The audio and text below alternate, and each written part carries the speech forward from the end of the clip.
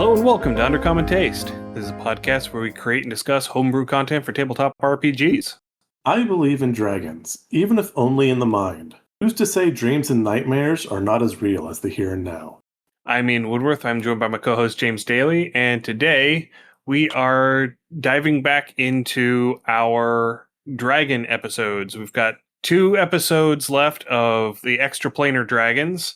Well, 2 left of the upper planes, so all of the good aligned planes in the Great Wheel cosmology, and then probably one more as a catch-all for the rest of the extraplanar dragons that don't really fall into any of these, like the ethereal and the astral and the stuff from Spelljammer and stuff like that. Yeah. These are going to be probably the more boring dragons. Again, these are the lawful good ones, right? Yeah, these are in the lawful quadrant of the good planes, yeah. Boo! I mean, what? Yeah. So, I mean, these are interesting dragons, and they definitely have some stuff to them. Most players, if they're going to encounter these, probably are not going to wind up fighting these. These are probably going to be like quest givers, lore givers, possibly like plot hooks or what's the word I'm looking for? Fulcrums for your story. Unless you're running an evil campaign, in which case then they can be a little interesting. But yeah, I mean, they're lawful dragons, so blech. Yeah. And as far as what they've got going on, the other batch of Lawful Dragons definitely has some of the more interesting ones in it. Especially the Elysian Dragon. I'm really excited to introduce Elysian Dragons to you, James, because I think you will enjoy them thoroughly. Yes. But yeah, I mean, we need dragons for these planes because these realms are going to have dragons, and they are going to be products of their realms because they are planar entities. And so they are dialed down, and I think it's because these aren't necessarily, again, meant to be fought on the table, at least not originally. Right, yeah, and many of them do also have abilities that they can use that are substantially more powerful than what is necessary, but in a way that sort of countervenes, is that the word I'm looking for? That sort of prevents combat. Yeah. I mean, especially in the lawful quarter, they're not necessarily aggressive in the same way that most dragons are. Yeah, they're going to kind of block you with almost sheer will to display their strength and tell you that this wouldn't even possibly be a fight. They are going to de-escalate first and foremost 99.9% of the time because, again, they're lawful and they're good. They don't want to eat your squishy bits for the most part. Right. So let's go ahead and dive straight into this. As we did with the lower planes, I'm going to start on the upper planes with the Oceanus dragon, the dragon that lives in the river that connects all of the upper planes. So just like the Styx dragon in the river Styx that connects all of the lower planes, we have the Oceanus dragon on the upper planes in the river Oceanus. They are, like the Styx dragon, sort of this water serpent style dragon. They do have wings, they can fly, but they prefer to swim. They prefer to stay in the water and swim. And being an aquatic dragon, they have both the amphibious and the water breathing ability. So they're able to breathe underwater. They're amphibious, which means that they can stay out of water as long as they want. But they're going to prefer to be in the river. And as far as I could tell, the waters of the river Oceanus don't necessarily have any properties inherent to them, not like the river Styx. River Styx will actively destroy your memories, but the river Oceanus doesn't seem to have anything like that. And I don't know if that was just an oversight or if that was just TSR being boring in Planescape. But within Greek lore, Oceanus is just basically like it's almost like a lower sea realm. It's not Poseidon's realm, but it's also, if I recall correctly, Oceanus was one of the Titans. Was Oceanus a Titan? Oceanus was a Titan, yes. Okay. Because I was thinking that, the rivers through the underworld do at some point stem from or connect to Oceanus, but again, Oceanus itself, I don't believe had any intrinsic property itself. Right. Yeah, because they made Oceanus a god-level entity in Planescape. He's in Carcerai. He's on that lower level, that's the ocean level. That's where his temple is. And he's sitting there basically belly aching about the fact that he got deposed by the Greek gods and, contriving ways to try and break out of carceri and get his place back. He's really salty about the fact that Poseidon kicked him out and took his job. Yeah, so Oceanus is a Titan, but it's also the name of a world encircling Yes. river. Yes. Okay, yeah, that's what I was thinking of. So it's almost like the idea of a firmament. It's kind of like that. Yeah. Yeah. Yeah. Okay. Yeah, we're going to have more than one example of that where there is an entity and then a place that has the same name as that entity. Yeah. That's going to come up again later on in the episode. Though honestly, I mean, at this point, we really should just name the Oceanus dragon Oceanus, because I mean, why can't a Titan be a dragon, right? Yeah, Oceanus wasn't really, as far as I could tell, at least within the mythology as it was touched on in the Planescape books, which is not the same as actual Greek mythology. They did take some liberties. So I don't know how Oceanus with the whole Titans thing happened in Greek mythology. However, the way that I understood it, the way that it's presented in second edition Planescape is Oceanus just happened to be cast out with the rest of the Titans because he was a Titan. He wasn't really in either camp. He was sort of like a neutral bystander, and he got thrown into carceri because he was a Titan.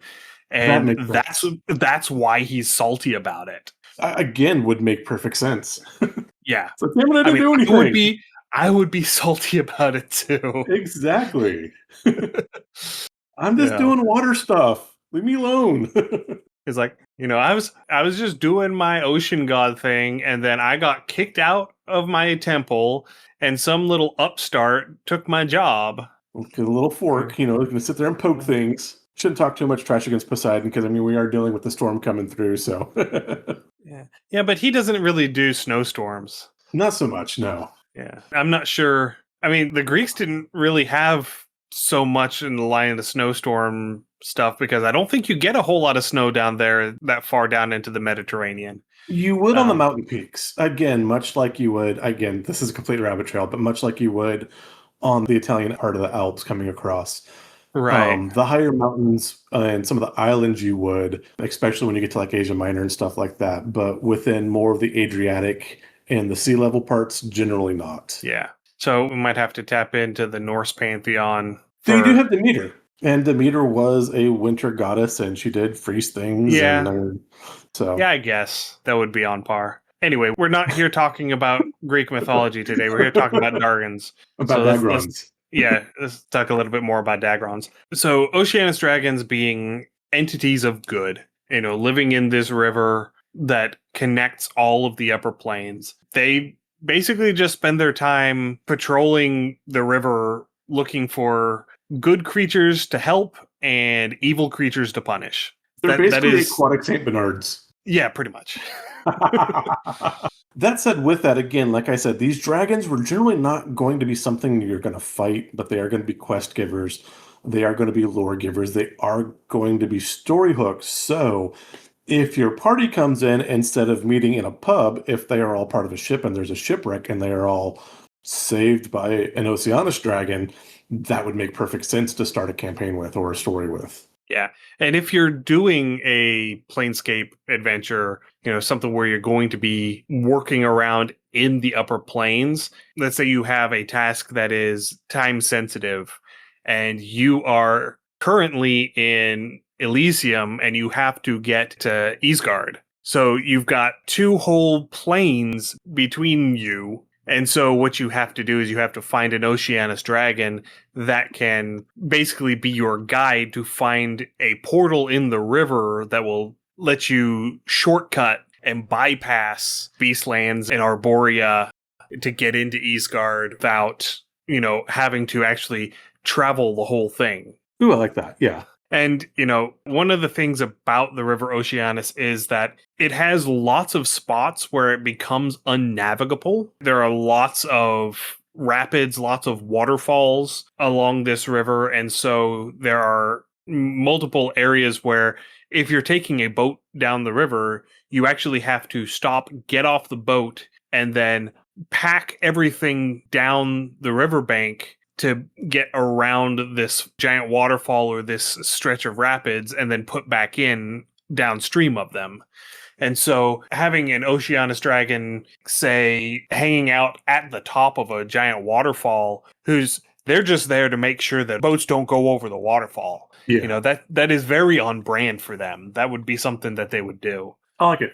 All right. So in terms of layers, there's no real guidance on what sort of things that they collect to put into a layer, but their layers tend to be in caves that are either along the riverbank or completely submerged under the river. But they don't tend to spend a whole lot of time in their lair. They're too busy going about being goody two-shoes. I think if I was going to make an Oceanus dragon treasure hoard, it would be things like abalone shell, that like iridescent shell you can find, coral, coral jewelry or just pure coral. Yeah. Things like Larimar that are only found in ocean beds, pearls, things along those lines, very aquatic, natural stones, things like that. Yeah. I would love to have an Oceanus dragon that is just an exotic fish collector. Yes. Like, their whole lair is just a series of aquariums. That would be amazing. And they collect all these different fish. They have all of these little microbiome aquariums throughout their lair. And they're always, looking for some new exotic fish to collect. I would totally squee over that as a player. I'd be like, oh my God, this is great. I love this dude. Okay, you're almost going to make me like a Lawful Good dragon. This is terrible.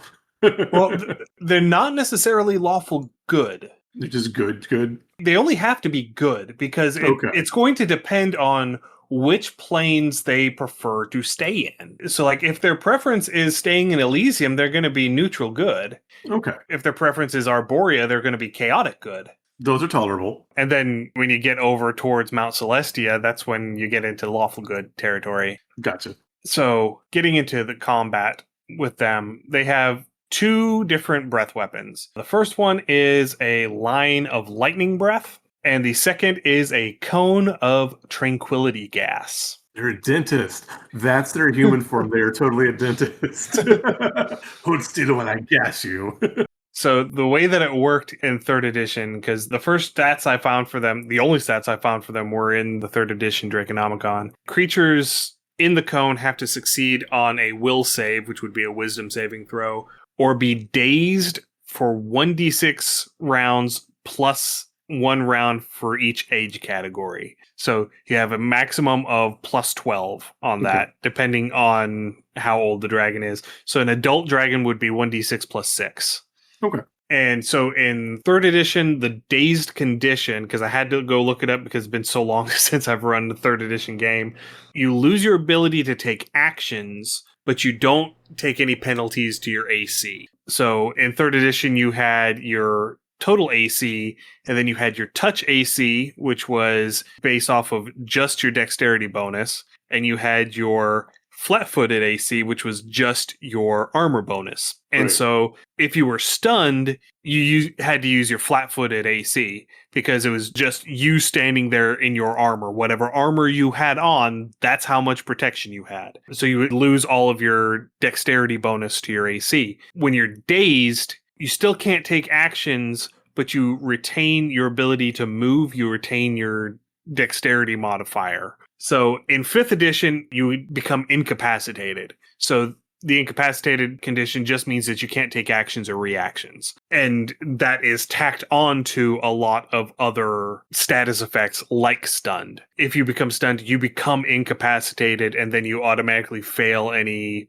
strength or dexterity saving throws, I think it is. And then attacks against you are automatic crits, I think. Right, I can't remember. That sounds right. Wait, no, I think it's automatic advantage. I think if you're... Okay, yeah. Yeah, because I don't think you get an automatic crit with hardly anything. I think if they're unconscious, it's an automatic Maybe unconscious, crit. yeah. Okay, yeah. Okay. Anyway, that's neither here nor there. All the rabbit trails. Yeah. So with them having a lightning breath weapon, they are also immune to lightning. And the stat block explicitly states that their breath weapons work just as well underwater as they do above water. That's mildly terrifying. Yeah. So being able to get caught in a 40-foot cone underwater and not being able to take actions underwater. Blurb, blurb. Hope you got water breathing equipped. Yeah. Another one of their abilities is a once per day ability called Smite Evil, which Boo! Oh wait. which allows them to add damage equal to their hit dice to a single attack per day against an evil target. For reference, a wormling, which is the smallest size category, has 7 hit dice. Oh, just a couple. So they automatically get a +7 damage whenever they use this ability. A great worm, which is the largest size category, has 40. That's called GG. An adult dragon has 22. Right. And again, generally where they're good dragons, they are generally going to try to incapacitate or de-escalate Yeah. before they start fighting, but when they're going to fight, they're not really going to toy with you. They're just going to end you quick. Yeah. And so if I were to bring this into 5th edition, and I were to try and use this in 5th edition, I would have their Smite Evil ability. I would have it on like a recharge 6, sort of like their breath weapon would be. I would do a recharge 6 or even maybe a legendary action and make it like a paladin smite. The issue with that is you can't do legendary actions on your turn. Oh, okay. You can only do legendary actions at the end of another creature's turn, which, to be fair, they could legendary action smite a creature that came up to attack them at the end of their turn. So it could work as a legendary action, yeah. Or even make it something like for 5th edition, I'd almost make this, oh no, I think keeping it as a reaction would be a little too defensive, but make it like a hellish rebuke almost. But that might be a little too passive. Yeah, I don't think that one would work too well, just by the nature of it. But I would also consider having it be a recharge 4 to 6 whenever they're dealt damage by an evil creature. Yes, that sounds correct. That's a good fit. Yeah, because then they're in a situation where they need it. Right. Because if there are no evil creatures, then it's just padding on the character sheet because they can't use it. Yeah. Because it's not against a non-good creature. It's against specifically an evil creature. Right. And then too, there's a difference of whether they're being offensive or defensive with it. If they're being offensive with it, then yeah, keep it as a 6 and you can only, but if you're using it to save someone or yourself at that point, then you're using it for good. Yeah. So yeah, that makes sense. Yeah. And then on top of all of that, they also have a number of spell-like abilities. They have Detect Evil at Will. So that helps with their knowing whether or not they can smite something. Fair. They have 3 times a day Control Water, Holy Smite, and Water Breathing. So that's how they're going to save people. Is, they see somebody drowning, they're going to cast Water Breathing on them so that they can get out. And then once per day, they can cast Control Winds, Dispel Evil, and Holy Word. And now Holy Word is a spell that I had forgotten about. It is a 3rd edition cleric spell. And oh boy, is it fun to use. So it is a 7th level cleric spell. And its effects are dependent on the caster's level in relation to the level of the targets affected. So if the targets in range have more hit dice than the caster, there's no effect. You have to have equal or greater hit dice than your targets in order for it to work. Easy enough for a diagram. Well, considering that only the Great Worms get this as a spell-like ability, this is an old dragon that is able to do this just inherently. That being said, I wouldn't put it past an Oceanus dragon to take levels in Cleric. Right. Because they're dragons, they have the ability to do that. So a Great Worm, who is the only one that's going to have this passively, has 40 hit dice, as I have stated earlier. So there's not a whole lot that's going to end up unaffected by this. Right. That would be a party of 5 level 8s if they were players. So I mean, that's still pretty beefy if it was trying to hit the whole party at once. Oh no. This is per target. Oh, yeah, then GG. You're screwed. Yes, absolutely. So if you have an equal number of hit dice, if you have equal level to the caster, you're deafened for 1d4 rounds. Oh, and this affects all non-good creatures with no saving throw. Ew. I do want to reiterate that. All non-good creatures, no saving throw. So equal level, you're deafened for 1d4 rounds. If you're at least 1 level higher, also blinded for 2d4 rounds. If you're at least 5 levels higher, they are also paralyzed for 1d10 minutes. Ew. And if you're at least 10 levels higher, all living creatures are slain and all undead creatures are destroyed. So again, if you're a player character, you need to be level 31 Yes. to not just instantly die. Yes. Or good line. That's nasty. I don't like these things. Okay. Love the aquarium. The aquarium's very nice. Huge fan. I'll visit when they're not there. Yeah. So this would be if you had an adult Oceanus dragon with the 22 hit dice, and let's say that they had enough levels in cleric to be able to cast 7th level spells, then it would automatically slay any player character that is not at least level 13. Yeah. Yeah, it would be rough. Alternatively, they don't have to use that effect. There is a secondary option for using Holy Word, and that is if the caster is on their home plane, they can banish all non-good creatures within range, which is a 40-foot radius, to their home planes and lock them there for 24 hours. That's huge. Like, even in 5th edition, your banish spell, it's only for a minute. So 24 hours is huge. And all of those targets would actually get a saving throw if they tried to banish. They get a will save at a -4 penalty. And if they succeed, then they're not banished. What's the minimum level for a level 7 cleric spell? What level do you have to be for that? Is that level 10? 13. Level 13. So at level 13, your proficiency is going to be a +3 or +4? See here, it goes from +1 to +2 at 5th, then +3 at 9th. It would just become +4.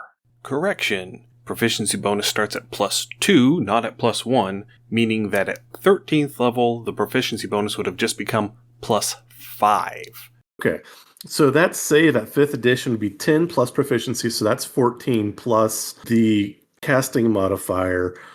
For a dragon that's going cleric, that's probably gonna be a +4, +5, I would imagine. Probably a good +4. I don't think they're gonna have a 20 will. Okay, so an adult Oceanus dragon is going to have their breath weapon save DC is 27, and their frightful presence save DC is 26. So it'd probably be about a 26, 27 3rd edition. That would translate to roughly, see here, if they're casting it as a cleric, their default wisdom is a 17, which is a +3. So they would be a DC 15. 15, yeah, with a -4 on top of that. That's a bear to save. Yeah, so the way that I would do that rather than doing a flat penalty, because it's pretty close, it would be with disadvantage. Mathematically, disadvantage is a -5. So you would have a DC 15 at disadvantage to avoid being banished. A DC 15 or DC 17? 15. Okay, because it's 8 plus wisdom modifier plus proficiency. Is it 8? I thought it was 10. No, it's 8 plus 3 plus 4. Okay, perfect. Yeah, they used 8 instead of 10, so that way the level 1 base is a DC 10, just like it was in older editions. Perfect. Yeah, that makes sense. Yeah. So yeah, that's Holy Word. That's a defunct spell that did not make the translation. So visit the aquarium. They're great St. Bernards if you're lost on the water or have a shipwreck. If you're not good aligned, these potentially can totally wreck your day. Yeah. So that's Oceanus dragons. They're big, scaly serpent boys. They're not bad. I kind of like them. Yeah, I mean, again, love the aquarium bit. Like I said, they can totally wreck your day, though. So, and again, I love the visuals, and I love aquatic dragons. That does make me very happy. I would be okay with these. Would make great art posters. It'd be a great fun. I don't want to see one on the table. I don't want to see one in real life. Yeah, we'll go with that. Yeah. Well, I also don't want to see one in real life, but that's because I don't do boats. Like, I don't like being in a situation where I might not be on dry land. I like having terra firma beneath me. I was going to say, spoken like a true boy from the mountains. Yeah. Like, I can swim well enough to probably save my life if I had to. Water has no appeal for me. See, I love the water, but again, I grew up Central Valley, close to the coast. Yeah. It's a much warmer coast. Yeah, I miss moving water. Anyway, let's move on because we just spent a lot of time talking about the Oceanus Dragon and And there's three our left. tangents into yeah, there are three left. Luckily, unluckily, I don't know. These are all a bit shorter because these are all from Dragon Magazine entries. Well, two of them are. So the next one up on the docket are axial dragons. They are the dragons native to the clockwork nirvana of Mechanus from Dragon Magazine number 321. And they have the whole lawful superiority complex going on. They consider themselves to have the perfect, quote unquote, draconic form with sleek, angular bodies that are symmetrical and perfectly proportioned. Again, visual appealing, personality makes them complete jerks. Oh yeah, I mean, and they are lawful neutral. Yeah. This is from the plane of law, so they're going to have no soft corners, No, none. none whatsoever. So each axial dragon has its own area of focus on what they feel should be perfected in their crusade to order reality. Some examples might include flawed gemstones, or anarchic civilizations, or illogical philosophies. One that was listed, again, this is Dragon Magazine. I think this issue came out in like 2002 when the RPG space was still fairly tone deaf in the mainstream. One of the other examples that was listed was the quote correction or destruction of half-breeds. Ooh. And that is a problematic statement. Like, don't no. Yeah. We're not doing that. That said, if you wanted to do this without the eugenics, Exactly. I could see one of these having a hive of Formians would make perfect sense. Oh yes. Yeah, one of these as the leader of a hive of Formians. Yeah, someone who has an axial dragon that has made an alliance with a Formian queen. Yes. And those Formians would basically be like the Star Trek Borg, and they just want to go and assimilate and bring in things. And they are still, that is one of the things in later Star Trek lore. I think it was in Voyager, they go through, and the Borg, they assimilate everything because they are seeking perfection. That is their ultimate goal. So I could totally see these Formians, and especially with all the clockwork stuff, even having like a clockwork / cybernetic Formian hive would be extremely interesting to explore. Well, if you recall, going back, the third layer of Arcadia has been shifted into Mechanus, and there is an Exactly. ongoing war between the Modrons of Mechanus and the inhabitants of Arcadia trying to get it back. Right, exactly. And so I could absolutely see an axial dragon at the head of a colony of Formians on either side of this, honestly, because the Formians do have lots of colonies within Arcadia. And so if this was a colony that was already on this cog when it was still in Arcadia before it shifted, and they are instrumental in either forcing it to shift or in the resistance to try and get it back. Yeah.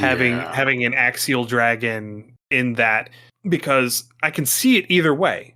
Yeah, Because I really could. this could be this dragon came into this Formian hive and convinced them to shift more logically and away from sympathy, basically. You know, apply more cold logic, and that shift towards law would be the thing that was just enough to tip it over the edge and force the shift. And so they are at the heart of this. Oh, they are the straw that breaks the camel's back? Yeah, they are the anchor that is holding this layer of the plane in Mechanus. Oh, I love it. And so the Modrons are coming in and are basically like this skirmishing force to just try and keep the resistance fighters occupied long enough for the Formians to expand to the point where it is properly anchored and permanently attached to Mechanus. Okay. And then on the other side, I can see the plane shifts and this axial dragon finds this colony of Formians that just got ripped out of Arcadia. And they're sitting there saying, no, my job is to order reality. and this does not belong here.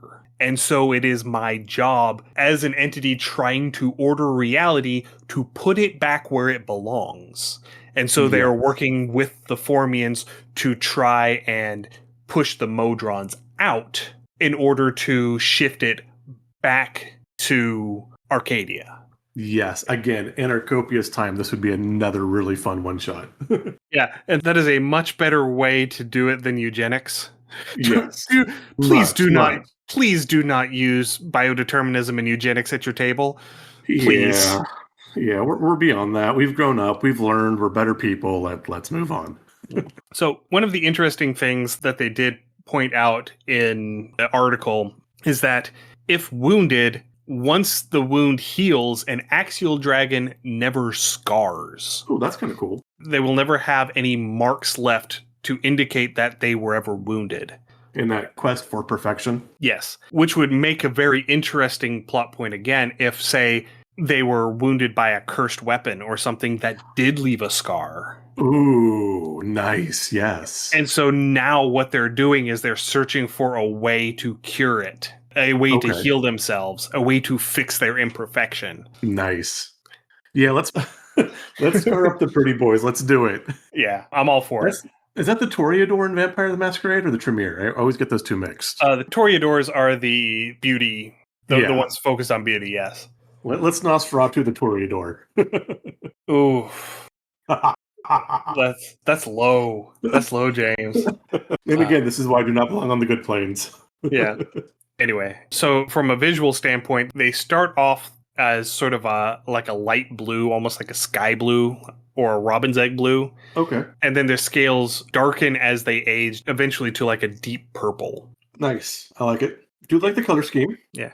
And Ian is fan of blue dragons. Yep. And they have a double pair of rigid fan-shaped wings. I'm not sure how that is expressed because the artwork in the article is only a partial and it cuts off like half of the dragon. I'm kind of picturing it like, the ornamental fans? They're almost like a semicircle. I could see two pair of those and maybe have them nested like dragonfly wings, perhaps. Yeah. Yeah, that's kind of what I'm thinking. But honestly, one thing talking about visuals and going back to what I said whenever we first decided we were going to talk about this, and how there has to be a clockwork dragon. Mm-hmm. What if one of them is convinced that their draconic form isn't perfect, like a body dysmorphia sort of way, and they are slowly replacing parts of their body with clockwork? Again, going back to that concept of having like a clockwork or even almost cybernetic Formian, this could be that dragon that's with the form, because it's trying to do to the Formians what it's trying to do to itself to achieve that perfect form. Yeah.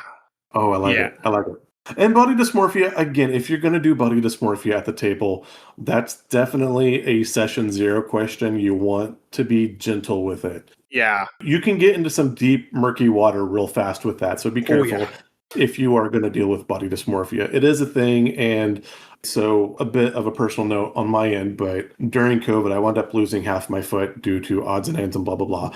And yeah, dysmorphia with that, it still rears its head from now and then, and it's a weirdly hard thing to deal with when you feel like your body is not right or not the way you want it to be. And it's not something that you can easily or quickly fix. And it does kind of linger. So again, if you do deal with this at the table, please be careful, be gentle, be polite. Yes.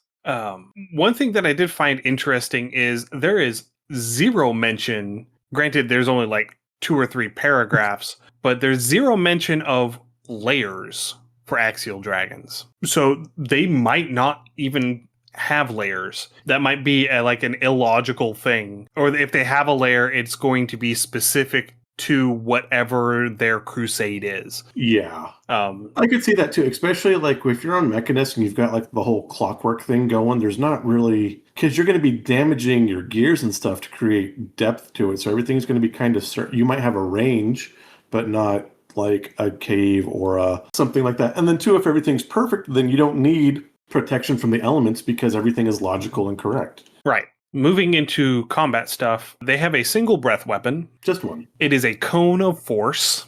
Ouch. it's basically 2d6 damage per age category. So it maxes out at 24d6. You're rolling Warhammer dice at this point.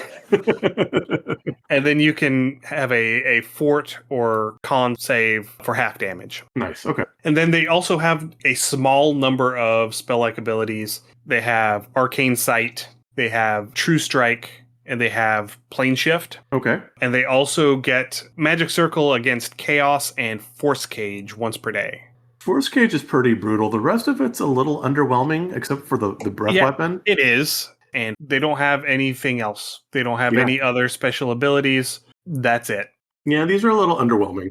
That said, with their philosophies, again, if you wanted to put them as a story hook or story arc, lots of potential to do interesting stuff with them. But as, again, table monsters or models on the table to combat against, not a whole lot there. So one of the things that they do get, because it's in the table and not in the paragraphs, as they get older, they pick up additional immunities. That's where all of this comes in. So as a wormling, they're immune to acid, fire, and disease. Once they hit young, which is category 3, they get immunity to cold and non-lethal damage. As young adult, which is age category 5, they're immune to poison and mind-affecting effects.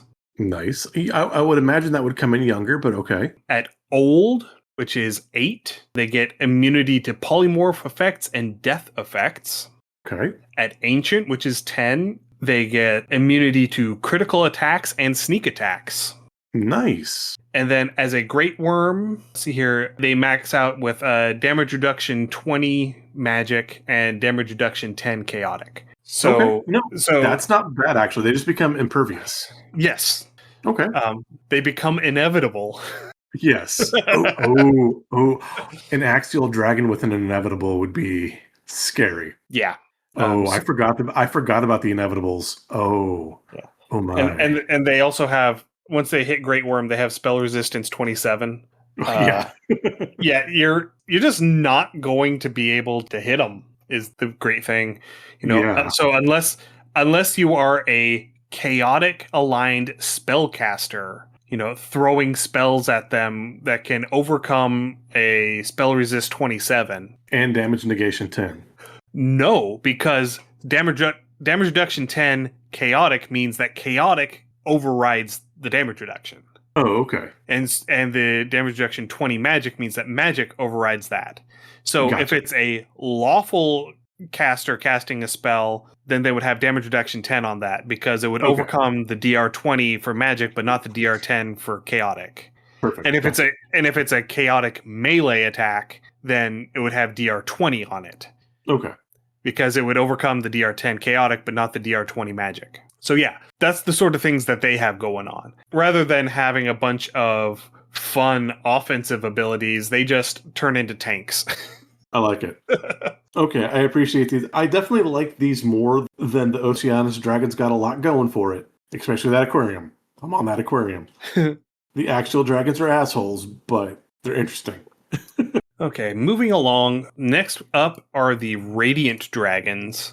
They are native to the 7 mounting heavens of Celestia. They are also found in the Draconomicon, originally in Dragon Magazine 300. These are the Great Golden Paladins of dragons.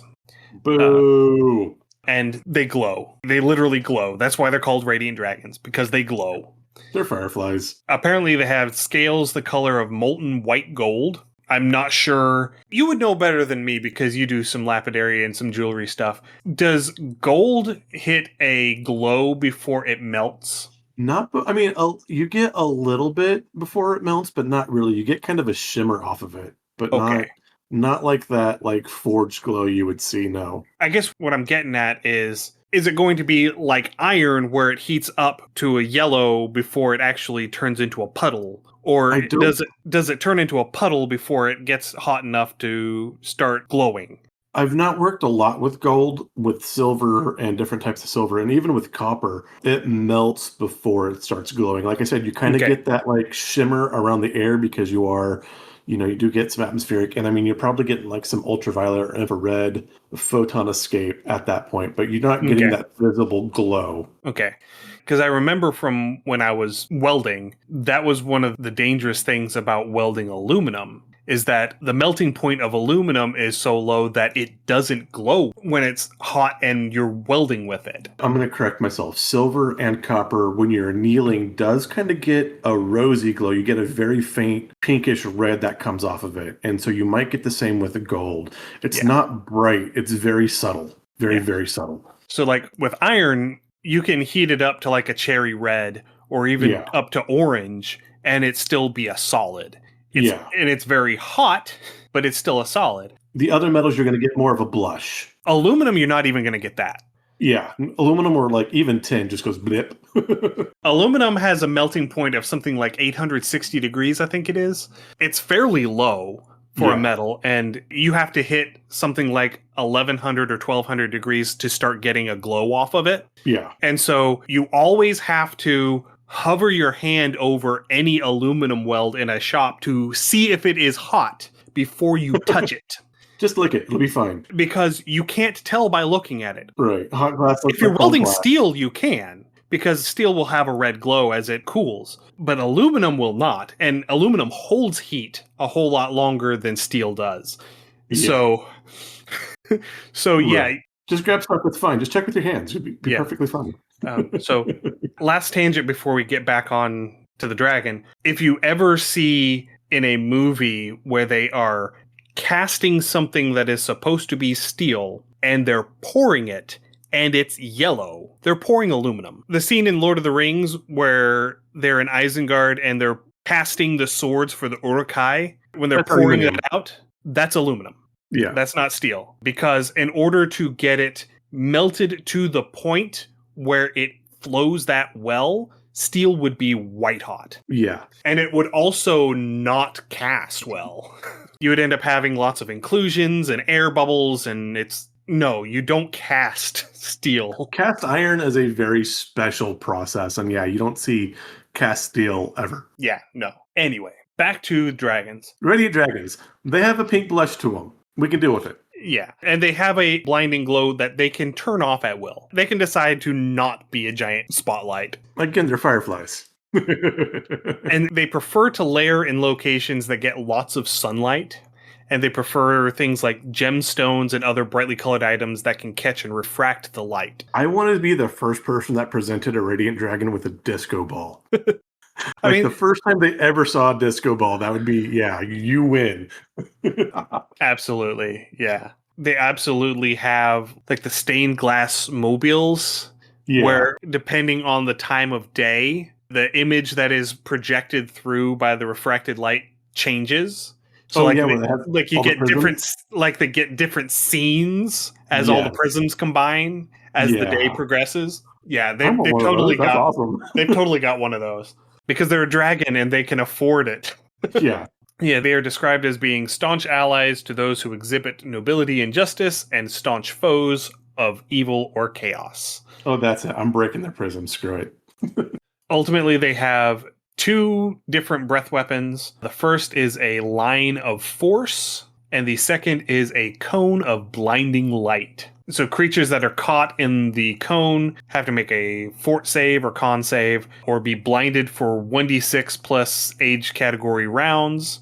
A creature that saves is dazzled instead. And I had to go look that up. The dazzled condition just gives you a -1 penalty on attack rolls and search and spot checks. The only thing I can think of, what's the meme? I think it's like a unicorn or something that just vomits a rainbow. Potentially.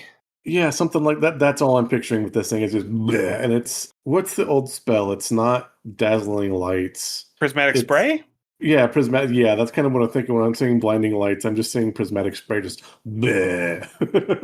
Yeah. Which, that is in the originals Baldur's Gate, which is a very old, I think it was made in like 95 or 96. And again, it has the graphics of a game that you would expect from that age. It's a great game, but whenever prismatic spray hits on the screen, it looks absolutely amazing. You know the developers had a ton of fun, like, oh, we're doing this.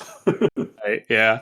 So one of the other things that they've got is a natural healing ability. So this is playing into where I said that they are the great golden paladins of dragons.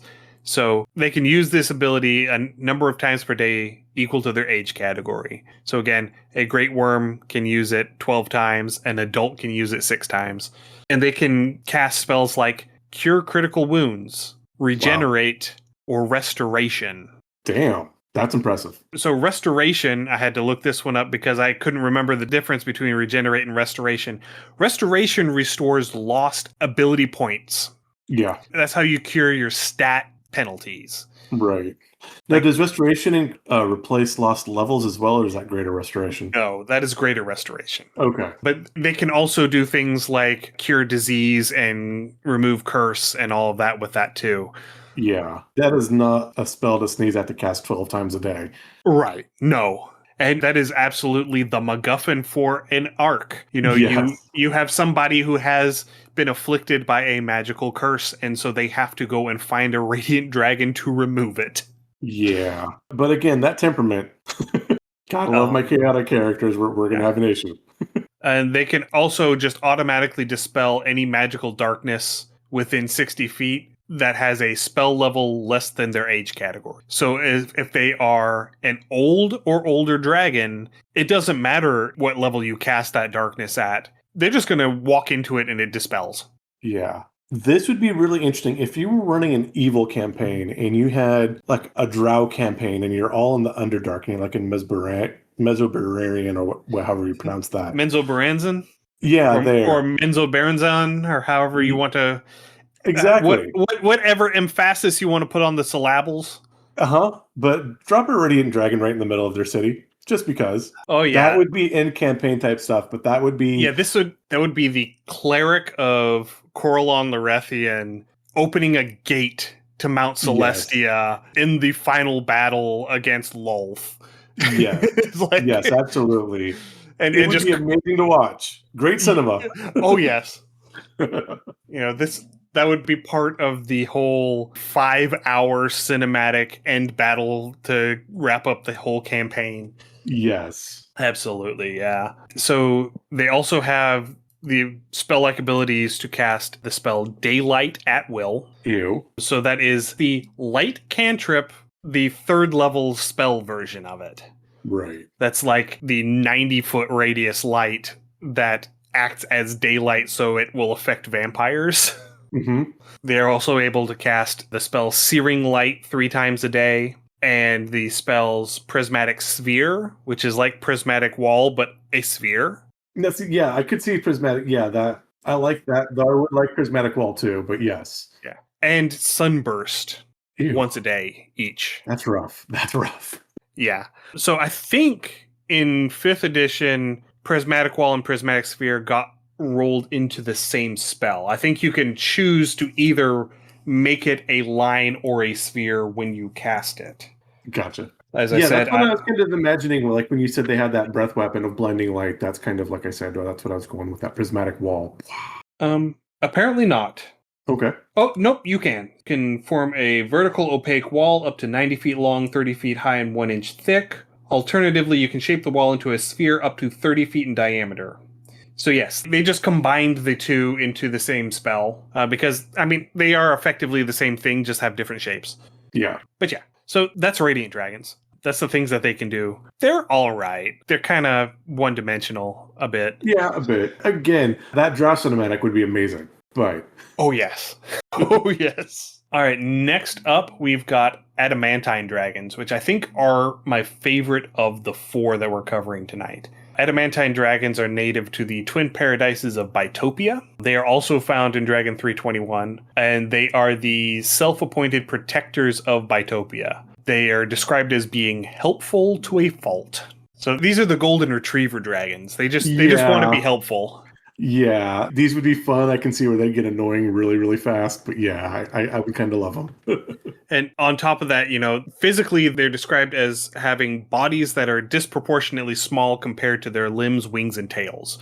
So they are all appendage. They're that gawky teenager. They just hit their Yeah. growth spurt. Oh my god. Yeah.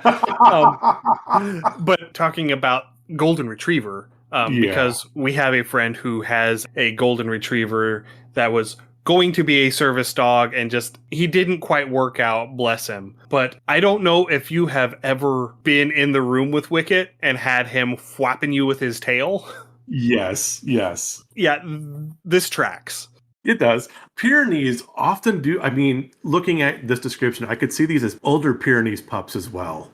A bit, yeah. Depending on the temperament of the Pyrenees, I've seen them both go both ways. But yeah, absolutely, golden retrievers just all over the place and eager and wanting to have fun, and they have that crazy smile on their face no matter what. And yeah, Yes. yeah, I'm right there with you. Right there with you. I love these things. So, touching back on what you were talking about with the Radiant Dragons, they're described as having smooth hides, adamantine dragons, which glitter like silver coated in diamond dust. So, they are literally disco ball dragons. Yeah, or if you ever get like the cutting wheels for like a Dremel or like a large angle grinder. Yeah, okay, totally. Yeah. And they are also one of the very few planar dragons which explicitly has an alternate form. Ooh. So they're one of the few that are explicitly allowed to assume the shape of a medium or smaller humanoid or beast. Okay. And totally a golden retriever. Oh yes, absolutely. We're just gonna have ourselves an adamantine dragon named Doug. Nice. Like, I'm Doug. I'm Doug. Now here's the part where James is going to no longer like them, because Bitopia is the afterlife plane for gnomes. Yeah, you lost me. And so the gnomish petitioners of Bitopia will often build castles explicitly for the adamantine dragons to lair in. And they will do that whenever an adamantine dragon moves in and decides, I have decided to adopt your town. I am going to be your protector. And then they say, and then the gnomes are like, okay, well, I guess we'll build your castle then. Build your place to stay. Boo, gnomes. I'll take an adamantine dragon, just leave the gnomes in their corner. We'll be fine. Yeah. Moving on to combat stuff. They have 2 breath weapons. The first is a line of fire. Impressive. And the second is probably my favorite thing of all time, a cone of hold monster gas. That's the first time I've ever heard of anything like that. That's really interesting. So creatures caught in the cone must succeed on a will or wisdom save or be held, regardless of level, for 1d6 plus H category rounds. So it doesn't matter what you are or how big and how powerful. Yeah, it doesn't matter. If you fail that saving throw, you're staying put. It's puppy breath. It's absolutely puppy breath. Aww. Yeah. And so their natural weapons, so their bite, their claw, and their tail, are considered one size category larger for the purposes of dealing damage, which means that the size of the damage die increases by 1. So if it would normally be a d6, it becomes a d8. If it would normally be a d8, it becomes a d10, and so on. Okay. And because they're adamantine dragons, their exterior is adamantine. So all of this plays into that, just the natural properties of adamantine. The adamantine scales that they have makes all of their natural weapons be considered adamantine for overcoming damage reduction and bypassing hardness. Okay. Because in 3rd edition, objects had hardness and you could break them. Yes, which is something I miss. Yeah. And they also have something else that you miss. They also have the feat Improved Sunder, Ooh. Which allows them to attempt to destroy opponents' weapons and armor. I do like that. Now, real quick, DM call on this one because I don't see it on here, but since their bodies and their scales are adamantine, this would mean they're immune to critical damage, correct? And critical hits? Yes, I would say so. Because any adamantine armor you get in 5th edition, that's the entire point of it. It makes you immune to criticals. Yes. Yeah, that was the way it worked in 3rd edition too. Yeah. Adamantine armor negated crits, and adamantine weapons overcame damage reduction for constructs. Yes. And dealt extra damage to structures. Yeah. Okay, those are kind of fun. I kind of like them. I'm with you. Of the ones we've done, these are my favorite. Yeah. Can do And without then, the gnomes, but no one's perfect. yeah. And then to finish it out, they have a number of spell-like abilities, including Mirror Image, Dimension Door, Dispel Evil, Banishment, Antipathy, That's a fun one. Power Word Stun, and my personal favorite, Reverse Gravity. Reverse gravity is brutal. Especially in Bitopia, Yes. because Bitopia, it is two layers that face each other, Yeah. and gravity is down from a line that separates the two. Yes. So the point of up for gravity is halfway between these two planes of Earth, basically. Right. Which, if you happen to run into one of these dragons up near the top of a mountain, where you're close to that threshold, and let's say that when you hit the edge of the reverse gravity, the edge of the reverse gravity happens to be that threshold. So you Then just go keep smashing going. out. Yeah. You just keep They're just- going. When they're just you pass through this radius of reverse gravity, you hit the shift point where you're going from one plane to the next, and now you're falling down, Yeah. but you're still going in the same direction. As that's- trippy as yeah. that sounds. That is brutal. Yeah. And then you have the however many hundreds or thousands of feet to fall that you're not going to survive when you hit the bottom. Bye. Yeah. So yeah, those are the adamantine dragons. Now, the astute among you, the people listening who have paid attention to the map of the Great Wheel cosmos will realize that I skipped a plane when we were going through here. And if you didn't notice, that's fine, because I did talk about the plane a bit. But the plane that we didn't mention a dragon for was Arcadia. Yeah. The greater good of Arcadia. And that is because there are no native planar dragons in Arcadia. I don't know if this was just an oversight whenever they decided in 3rd edition to make planar dragons for everybody. They say that, axial and radiant dragons and occasionally adamantine dragons can be found in Arcadia, but most of the dragons that are found in Arcadia are going to be silver or gold dragons that are there in service to some god that has made their domain in Arcadia. Okay. And I think part of the reason why they didn't put one here, or at least I'm going to say this is part of the reason. Whether this is actually part of the reason or not, I don't know. I don't have access to the people who are working at WotC 25 years ago.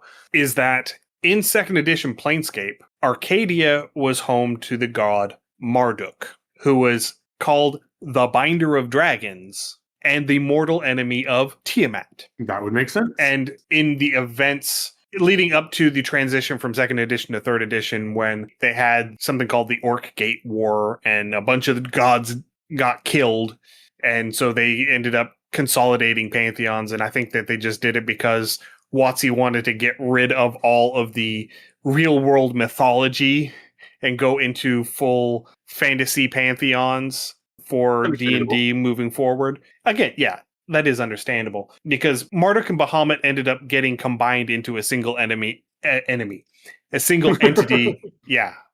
Well, again, if you're team up, they are a single enemy, yes. Yeah. Marduk and Bahamut ended up getting combined into a single entity of Bahamut in 3rd edition. But in Sumerian/Babylonian mythology, where they came from, Marduk and Bahamut were very different entities. Yeah. Bahamut is Behemoth. It's the giant beast of the land. And Marduk was actually a heroic figure in mythology who slew Tiamat as part of the whole epic that he is a part of. Yeah. But he was actually a mortal hero. And I forget exactly what the call to action in that particular story is.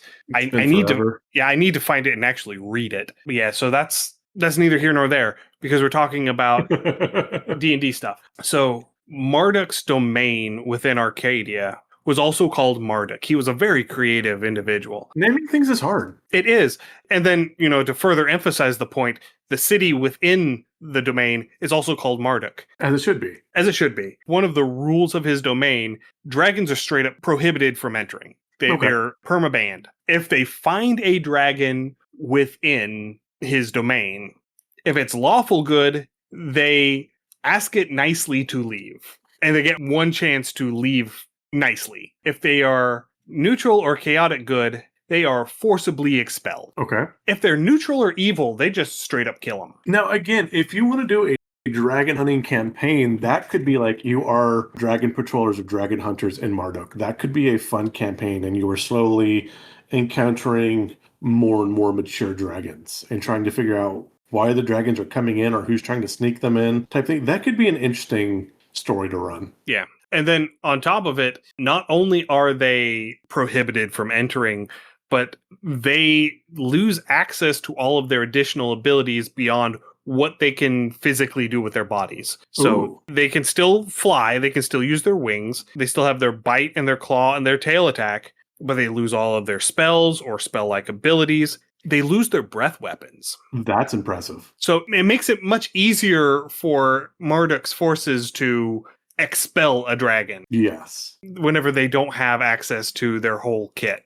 Ooh, okay. So I'm thinking, like I said, we're doing this as a campaign or story arc or whatever. We have our party of dragon patrollers, and we get some chaotic or even evil dragons would probably do this. And they bait and kite the party to just outside of Marduk's territory, where suddenly now they have their abilities and their breath weapons back to surprise. Yeah. Yeah, they would absolutely, like a green dragon Yes. would absolutely do that. A green or a black. Yeah, totally. Yeah. And the last little detail surrounding that I want to bring up is that it also included all dragon kin. So that included fairy dragons, that included pseudo dragons. It didn't explicitly say dragonborn, but that's because dragonborn didn't exist in 2nd edition. Right. Were there dragonborn in 4th, or was that purely a 5th? Okay. Dragonborn were in 4th. Okay. And there were half dragons in 3rd, which became dragonborn. Okay, yeah, but half dragons were in 3rd. They were different, but yeah, I could see how they could make that branch. But so, like, I don't know if a dragonborn character would be allowed in Marduk. I would say no. I'm inclined to agree with you. I think that they would run foul of that, and that they would lose any of their racial abilities. Like they would lose their breath weapon, they would lose their damage resistance based on their color. Yeah, they would lose all of that. Yeah. If they entered, and they would be rounded up and asked to leave if they were good aligned. Yeah, so I'll go back to what the character claims their alignment's going to be. And I can totally see them using a magic item like a necklace of non-detection or something like that to spoof that. Yes. You know, have a magic item that makes them read as a different alignment than they are. It's Belden's sheet of lead. Yes. Yeah. Was it Belcar? Yeah, Belcar. Yeah, that's right. Yes, Belcar's sheet of lead from Order of the Stick. Order of the Stick, yeah. So yeah, that's basically it. I'm not sure if I were to make a dragon for Arcadia, I don't know what I would do with that. There's just not really anything that necessarily jumps out at me as iconically, this is Arcadia. Yeah, right. And Arcadia has lots of its own problems in 2nd edition Planescape. We don't need to put a dragon in there. I mean, dragons can go in and out, and that's fine. I mean, if it doesn't have its own dragon, it's not really missing a whole lot because it has a lot going on. Yeah. And like I said, it is the only one of the Outer Planes that doesn't have a native dragon. Well, that's what makes it special. I suppose.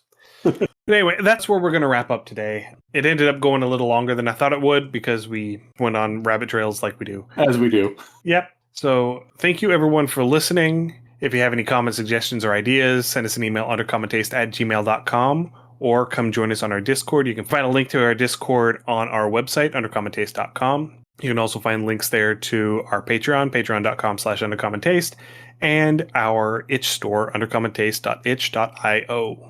This is your first time listening. Again, we're very happy you found us. You can find our other episodes, including our other discussion on Planar Dragons, on your podcatcher of choice. Just search Under Common Taste. And as a reminder, everyone, the Solo But Not Alone 6 bundle is now live. Huzzah! There is a link for it in the show notes. Please go and pick up your copy of the bundle. It is 90 games for $10 to support the charity Take This. Great charity. Please go and support them. I'm not sure what we're going to be talking about next time. We're probably going to do at least something before we get into the last episode of our dragons, but it'll be a surprise. We'll see what it Hurrah! is. So stay safe, everyone, and we will see you again in 2 weeks. Happy gaming. Thanks for joining us for another episode of Undercommon Taste. Our theme song is Massacre Anne, written and performed by Mary Kroll and used with permission.